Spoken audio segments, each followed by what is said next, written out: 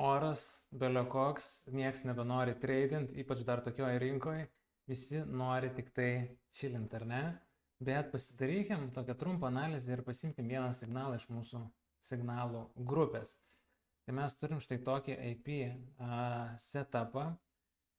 Koks yra pagrindinis dalykas? Kol visi ant, tarkim, 5 minučių time frame'o ieškojo, kur galima longinti, didesniam time frame'e mes easy ant 4 valandų galim surasti 2 demand zonas, nuo kurių mes galėtumėm bounce. Ir čia yra mūsų zonos, kur mes, žinom, galim gauti labai gražų bounce. Ir mes šitas vietas, šitas ekstremalias vietas norim tradinti su konfirmacijomis. Konfirmacijomis reiškia, kad šitoje vietoje gali bent jau įvykti trumpalaikis reversal.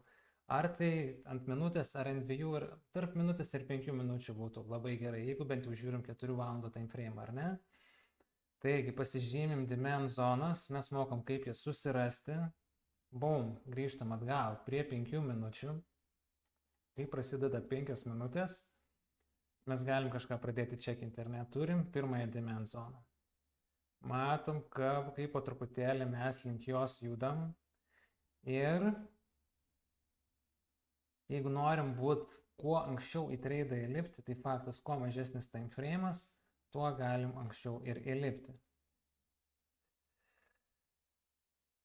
Šitas piktas emojis realiai konstatuoja, kad visi, kas bando šitą dalyką per anksti longinti, labai pyksta ir jų pozicijos eina į minusą ir jie uždaro minusą. Arba kadangi yra su didesniu leverage, tai iš viso čia jau prasideda visos tos neigiamos emocijos.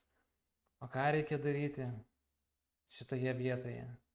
Toliau negaunam jokio breakup structure. Mažas labai breakup structure mes norim gauti su displacementu, reiškia su jėga. Įėjom į zoną, laukiam pirmos indikacijos ant 1 minutės time frame. Laukiam, čia yra mūsų paskutinis high ir šitą paskutinį high mes kiaurai pervarom, palikdami už nugaros netgi 2 FVG ar IRL, imbalance, arba fair value gapas, kaip nori taip vadinkim, pilno pavadinimų yra, ar ne? Paliekam.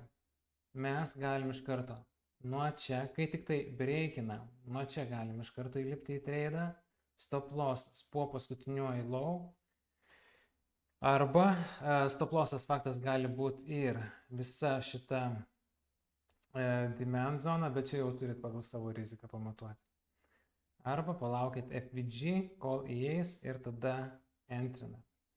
Labai paprasta. Mūsų entry štai čia, kol visi pyksta, longinami čia ir juos ištopino, mes štai taip įlipam į tradą.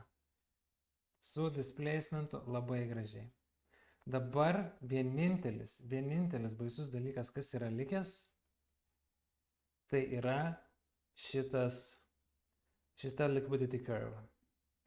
Ir jinai yra baisi dėl to, nes ant 1 minutės time frame'o, galim gražiai parodyti, mes paliekam stop lossus. Mes paliekam stop lossus štai čia, mes paliekam stop lossus štai čia, nepaliestus. Mes paliekam stop lossus štai čia, nepaliestus. Ir taip toliau gali žymėti viską iš eilės, kiek stop lossų paliekam. Tai tikrai yra buildinamas dabar sell side liquidity, tai reiškia, kad longai, visi lipa, retailas lipa į longus ir mes faktas, kad viską čia norėsim ištopinti. Tuoj pašalinsiu šitų nereikia. Parodysim plius minus struktūrą, kaip tai turėtų atrodyti, ar ne? Užlokinta gerai. Tai mes lipam labai gražiai į viršų, palikdami sell side liquidity. Ir kas gali įvykti? Gali įvykti, kad mes toliau paranginsim, galbūt viršui pažiūrėtumėm, kur supply zonų yra, nuo kurių mes galėtumėm bouncint, arba tiksliau rejectint, kur būtų atmetimas. Ir mes šituos visus stop lossus, viską likviduosim. Viską susirinksim ir kaip raketų įkūras, tiesiog į apačią pradėsim ne po truputėlį tai pridėti, bet turėsim stiprų, greitą kritimą. Jeigu ant 15 minučių time frame mes turim štai tokias greitas žvakės, ar ne? 1, 2, 3, 4, 5, 6, 7, plus preliminariai, tai mes galim sakyti, kad mes galim tikėtis, kad mes nusileisim per kokias 3-4. Nes mes kiekvieną kartą, kai čia hitinsim stop lossą, bus kaip domino efektas. Vienas judins kitą ir tiesiog labai greitai nuridėsim ir viską susirinksim. Vėlgi noriu priminti, šiandien penktadienis, šiandien kalba Trumpas, šiandien Crypto Summit, šiandien turim Red Folder News.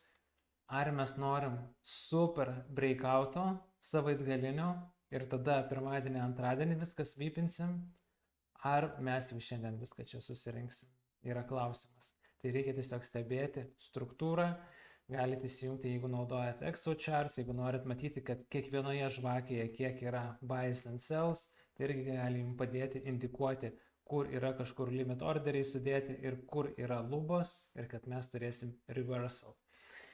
Tai va, bet viskas šiaip iš esmės labai paprasto. Jeigu norite išmokti tradinti taip kaip mes, žinot ką daryti, Telegramas Oskaras Trading ir jo galit jau pradėti mokintis ir išnaudoti šitą rinką, sukurti savo ar papildomą, ar pilną pajamų šaltinį. Turim šiuo metu virš 100 narių, kurie aktyviai dirba, kurie mokinasi, dalyvauja diskusijų grupėje, signalų grupėje, tai tikrai veiksmas vyksta.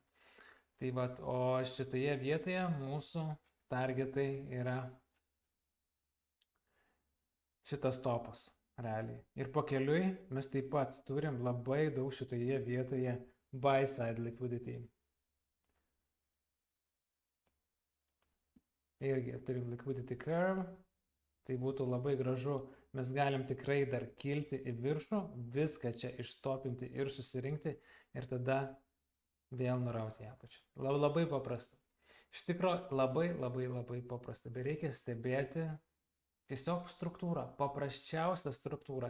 Ir jeigu gaunu kažkokį didesnį breakout structure, tai yra mūsų pirmas indikatorius, kad pradeda kažkas darytis ir galim sulaukti reversal. Tai va, penktadienis, labai gražu, oras fantastiškas, buvau mieste, buvau lauke, tai tikrai labai nuostabu.